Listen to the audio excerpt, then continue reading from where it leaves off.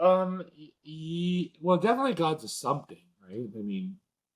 Okay, I mean I mean, that I would tend to think that, and this could be an error in thinking, that typically the person that created the thing is greater than the thing that they created, right? well, so is gravity a thing or a for is it a thing or is it a nothing that has presence?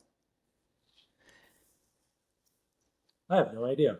The reason why I'm asking that is if I assume that God is a force, not a personality or personification of something, if I think it's like a force of nature, a force of the universe, a force of existence, Yeah.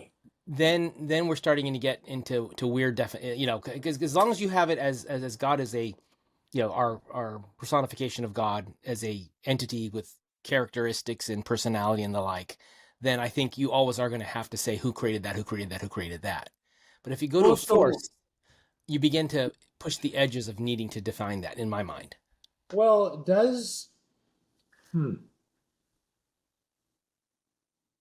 does okay, let me ask a question then.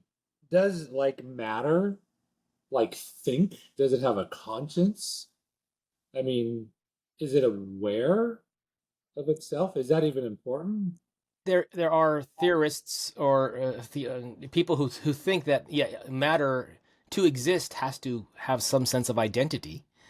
It's kind of on the fringe, but there are people have stated that basically, as human beings, we have a lot more sense of identity. We're a much more complex thing, whereas a rock still has to have an identity as a rock. And is it defined by us through our minds, or is it defined as it really exists as a rock, right?